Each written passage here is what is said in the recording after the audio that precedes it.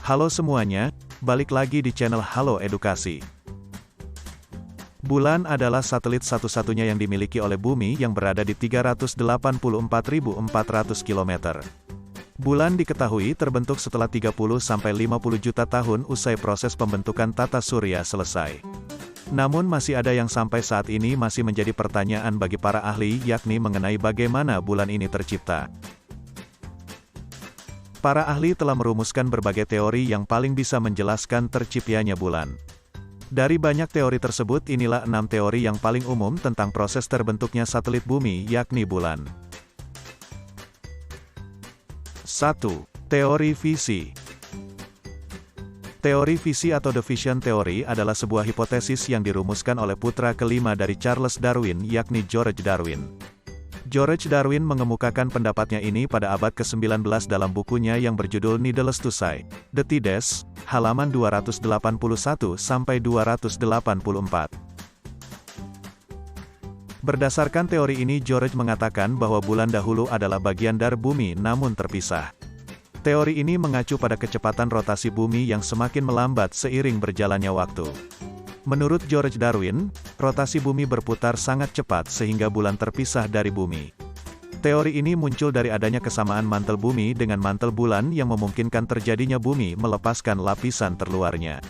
Selain itu, George juga menggunakan situs cekungan yang ada di Samudera Pasifik sebagai tempat bulan pada awalnya. 2. Teori tangkapan. Teori tangkapan dalam bahasa internasional disebut sebagai the capture theory, yakni sebuah hipotesis pembentukan bulan yang dikemukakan oleh Michael Mark Wolfson pada tahun 1964. Berdasarkan dari teori ini, bumi mendapatkan bulan dari proses penangkapan. Maksudnya adalah bahwa bulan pada awalnya merupakan objek luar angkasa yang berdiri sendiri dan terbentuk di tempat lain di sistem tata surya. 3. Teori kondensasi. Teori kondensasi adalah hipotesis pembentukan bulan yang diperkenalkan oleh seorang profesor dari Harvard yang bernama Reginald Aldworth Daly pada tahun 1946. Berdasarkan teori ini mengatakan bahwa bumi dan bulan terbentuk pada waktu yang bersamaan dan berasal dari nebula yang sama, yakni yang membentuk sistem tata surya dengan bulan yang terbentuk di sekitar bumi. 4. Teori planetesimal. Teori planetesimal dikenal juga sebagai the colliding planetesimals theory, yakni sebuah teori pembentukan bulan yang dikemukakan oleh ahli astronomi Viktor Safronov. Berdasarkan teori ini, bulan terbentuk sekitar 3,8 miliar tahun yang lalu ketika benda-benda langit di alam semesta ini masih berwujud gas, debu, dan batuan. Peristiwa ini berlangsung setelah periode akhir ledakan besar. 5. The Co-formation Theory. Berdasarkan teori ini, bulan terbentuk secara bersamaan dengan bumi melalui sisa-sisa materi pembentukan bumi. Teori ini dicetuskan oleh ilmuwan dari Institut Texas, yakni Robin Canup pada tahun 2012 lalu. Menurutnya, karena adanya sebuah gaya gravitasi, maka benda-benda langit akan saling berbagi materialnya termasuk bumi dan bulan. Canup mengatakan bahwa bumi dan bulan terbentuk akibat dari benturan benda langit yang memiliki ukuran 5 kali lebih besar daripada Mars. Benturan terjadi selama 2 kali dengan objek yang berbeda kemudian membentuk bumi. Serpihan pembentuk bumi kemudian bergabung dan menyatu menjadi bulan. Hal ini dapat terlihat dari komposisi antara bumi dan bulan yang serupa. 5. Teori tabrakan besar.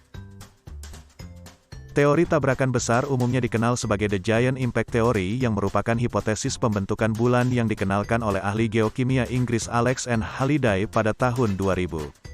Teori ini menjadi rumusan yang paling diterima di kalangan para ilmuwan. Menurut teori ini, bulan terbentuk ketika sebuah benda langit menabrak bumi pada 4,5 miliar tahun yang lalu. Sebuah benda langit seukuran planet Mars yang diberi nama Theia menghantam bumi muda. Menurut teori ini, bumi selama masa pembentukannya telah berbenturan dengan objek lainnya sebanyak lusinan kali.